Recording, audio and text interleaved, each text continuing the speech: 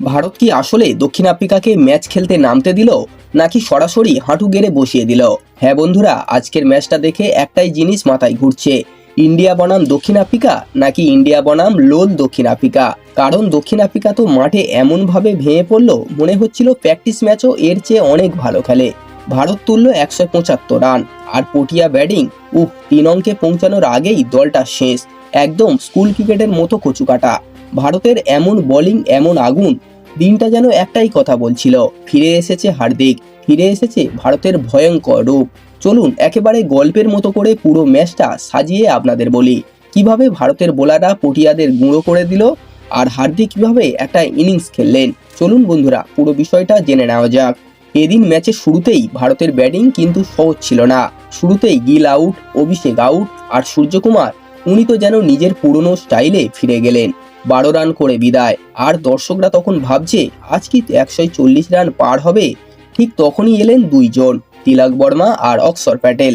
ওরা বেশি রান না করলেও ইনিংসটা একটু দাঁড় করালো, আর তার সাথে একটু নিঃশ্বাস নেওয়ার সময় পাওয়া গেল। তারপর মাঠে এলেন হার্দিক পান্ডিয়া। এটা আর ইনিংস না, এটা ছিল ঝড়।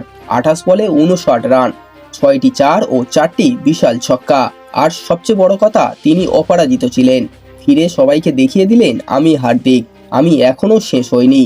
শেষে দুবে আর জিতেশ একটু ঠেলে ঠুলে স্কোরটা নিয়ে গেল 175 রানে।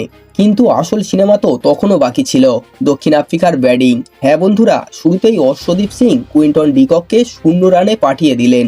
তারপর একে একে সবাই এমনভাবে পড়তে লাগলো, মনে হচ্ছিল ভারতীয় বোলাররা ব্যাটসম্যানদের নাম ডেকে ডেকে আউট করছে। মার্কারাম 14, স্টাফস 14, ব্রেভিস একটু লড়াই করলেন, তিনি করলেন 22 রান। আর বাকিদের স্কোর এক কথায় আয়ারাম গোয়ারাম। ইন্ডিয়া এমনভাবে বোলিং করলো, অর্শদীপ 2টি, বুমরা 2টি, বরুণ 2টি এবং অক্ষর প্যাটেল 2টি করে উইকেট নিলেন। যেন সবাই বলছে, দাদা দুটো উইকেট না নিয়ে ফিরবই না। আর এদিকে দুবে আর হার্দিক একটা করে উইকেট নিলেন। আর তার ফল, পটিয়ারা শেষ হয়ে গেল 3 অঙ্ক পার হওয়ার আগেই। আর ভারত 101 রানের ধামাকা জয়। ওডিআই সিরিজের জয়, টি-20 সিরিজেও একই স্টাইল, ডোমিনেশন। বন্ধুরা, আজকের ম্যাচটা একটা জিনিস প্রমাণ করলো, যখন ভারত নিজের ছন্দে থাকে তখন সামনে কে দাঁড়াবে। আজকের নায়ক হার্দিক, বোলাররা আর পুরো টিম। আপনারা কমেন্টে বলুন, আজকের ম্যাচে আপনাদের মতে সবচেয়ে ইম্প্যাক্টফুল প্লেয়ার কে। অবশ্যই কমেন্টে জানাবেন। আর ভিডিওটি ভালো লাগলে একটা লাইক করতে ভুলবেন না।